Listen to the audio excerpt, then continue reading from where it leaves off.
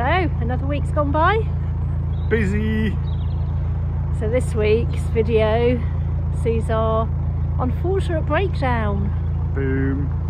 We missed a weekend trading because of it. We were on the way into Birmingham when the engine decided to give up working on us. Yeah, that's even here. It's working now. So Paul had to put his horse head on. Nay. Pulled the boat the last bit so we could get to a safe mooring so we could sort it out. We're still in Birmingham. We've had a day out.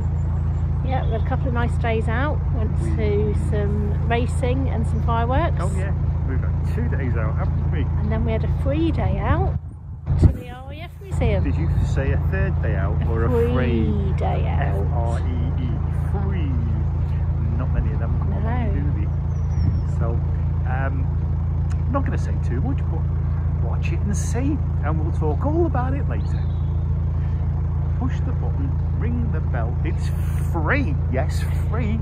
3 days out and 3 videos. Not bad, eh?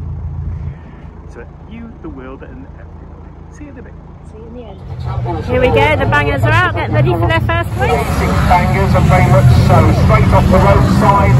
The doors of boots, the bonnets are all tied, no bolts except where the door plate is, the driver's protection.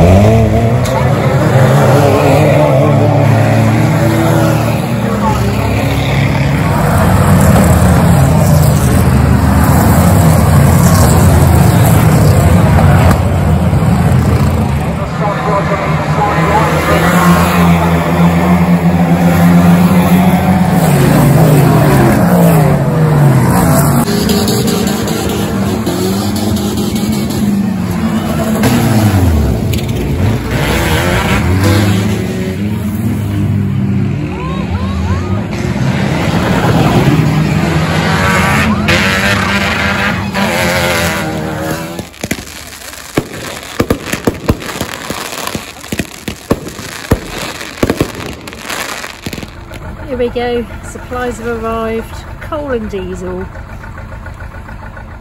King's Northern. I haven't seen a single boat. I'm amazed. Well, we were heading into Birmingham to trade for the weekend, but we've got a bridge before the city centre and engine says no. It's just conked out and won't restart. So we're going to pull the boat to the moorings that are just about a few hundred yards down here, and then take it from there. So we've come down to the moorings, we're going to moor here and then have to do some diagnostics. At least it's been a bit easier than last time Paul did this, because it was in 35 degrees of sunshine in the summer last time and he had to use the pole, not the rope. So there was a little bit of good. Paul's been to Street Hay Wharf this morning to get some new filters to see if it is the oil filters that's causing our engine not to want to run at the moment. So he's just trying to find a tool to get the filters off with. We have 2, one here and one under this plate here. So hopefully we can get them new ones put on and we'll have a running engine again. And hopefully it won't be too long and we'll know the result.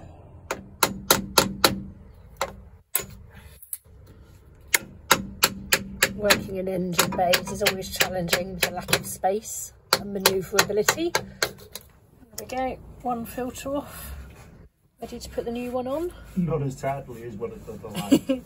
Was a bit of a pain to get off, but we thought it was left for Lucy, but it was right to tight to take it off. Other way round to what you'd expect. But we're going to write that in our book so we remember for next time. I wouldn't mind, I've done it before. Yeah, but it's the small things in life you don't always remember, isn't it? What, like my name? Okay, so apart from mucky bits, if I remember correct, so you should be putting what you do with oil.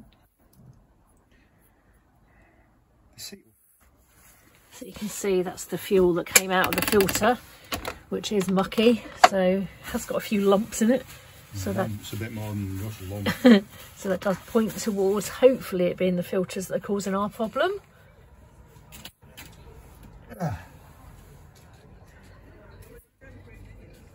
making life easier for the future, putting arrows on the filter housing to say which way to tighten and which way to loosen.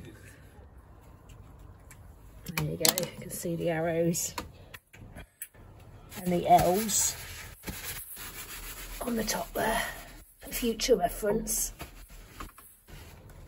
The other filter is easier to remove, it's just a case of using a spanner on the top of it. What, the primary one? Yes. Yeah. Not dropping it in the engine bay at the same time.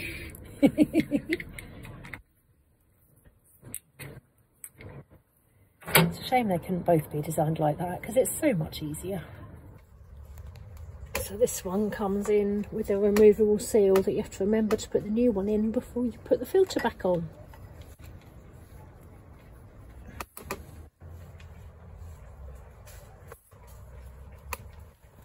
There you can see the amount of muck on the primary filter. Time will tell in a minute, we'll try the engine.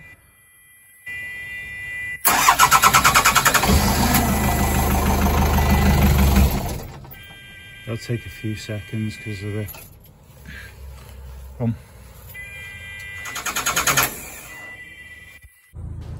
Being broken down did give Paul time to finally get his coal scuttle finish that he's been doing. First one that he's completed for an order. She's really pleased with it. We're having a free day out. Shock horror, another free day. As you can see from the board behind us, we're at RAF Cosford Museum. Shifnal, Telford. Is that where we're near, is it? Yeah. I thought we were at Cosford. We are at Cosford.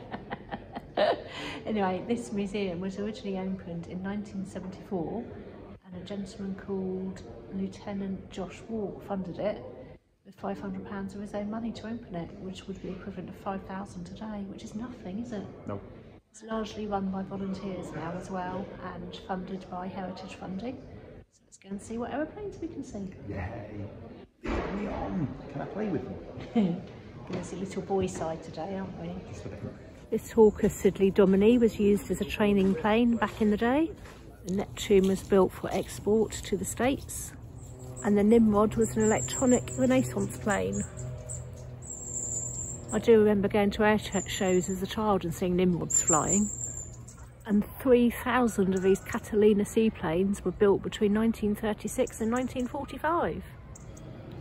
This Gloucester Gladiator was the last biplane used by the RAF, but it was the first one to feature an enclosed cockpit, so relative comfort for the pilot.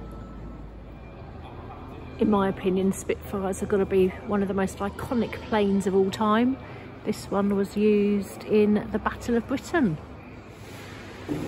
and is also the oldest surviving Spitfire still here. And it was actually built in Woolston in Southampton, which is where I come from. Well, Southampton, not Woolston.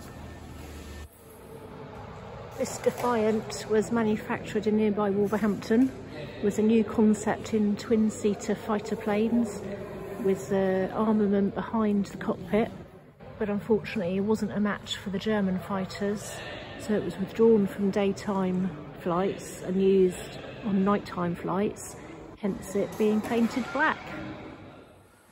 In the late 1940s, Britain was trailing far behind other nations in supersonic aircraft. This Fayre was developed, and in 1954 it actually broke the air flight speed record. It broke the record, which had only recently been set previously by the Americans, by more than 300 miles an hour. In contrast to the supersonic plane, these were planes used in the First World War. Such a huge difference and such advances were made in a relatively short period of time in flight. This second hangar has got a selection of aircraft, models of aircraft and bombs that have all been developed and some of which have been used during the Cold War years. The final plane I'm going to show you, I've been laughed at for calling it cute, is this Swift. And in 1931, one of these flew from the UK to Australia, and it took 9 days. Guessing they had to have lots and lots of fuel restocks. Listen, can you hear that? Music to my ears as I walk back down the towpath. Paul has got in his hand the offending item, the old fuel pump, when the engine's off later we'll lift the engine cover and show you where the fuel pump goes. We managed to do our engine fix with a temporary £10 fuel pump off of Amazon, which you can see just there in the middle of the video. We have got a genuine part on order that we need to go up to Street Hay to collect, but it's got us mobile again for now, which is fantastic. A bit late in the day for a cruise, but now we've got power again. We're just doing a short cruise to get a bit of charge of the batteries so that we can have some lights tonight. It's a lovely evening. It's a very lovely evening. Sorry, I'm concentrating. Hope you enjoyed that. Yeah, I was like a kid in a sweet shop with aeroplanes. So good to get the engine working as well. I was very happy as I was walking down the towpath and could hear it. That was hard work. Well, it wasn't hard work. I knew what it was. It was just hard work because it took so long to get sorted. And the biggest lesson I think we've learned from that is we need to re-look at our electrical setup again and possibly get a charger fitted in that's independent of the inverter. More work. So if we have a similar problem in the future, we don't get left with no electric. Well, there you go. You see, there's a ways and means. Wouldn't have been so bad if it was the summer, was it? It was just because it was dark, long dark evenings was the issue. Yeah, you don't get much because the sun don't rise as high during winter. It goes straight through her ear. But then ultimately it didn't matter not having the fridge going, and if it was in the summer we wouldn't have been able to survive long without the fridge going. So it swings and roundabouts. So yes, a charger is the answer. The icebox still worked, everything was still frozen. Yeah, it was good. Anyway, next week, land Christmas markets. We are only how many weeks to? What's Christmas? 4 weeks to Christmas. 5 weeks to Christmas. Christmas markets? Yeah, 5 weeks to Christmas. So, what are you doing for Christmas? If you've got any ideas of what you'd like to see us cover over the upcoming few wintry weeks with our content, then do let us know and we'll try and include that, because we're obviously not moving as much at the moment, so we're looking for content to cover over the cold winter weeks. It's there. That means we've got another year to do. Right. Best of the year. Oh yeah, well that's in progress. It's started. You see? No, I'm just saying, Yeah, it's one it to look started. forward to for them. Yeah.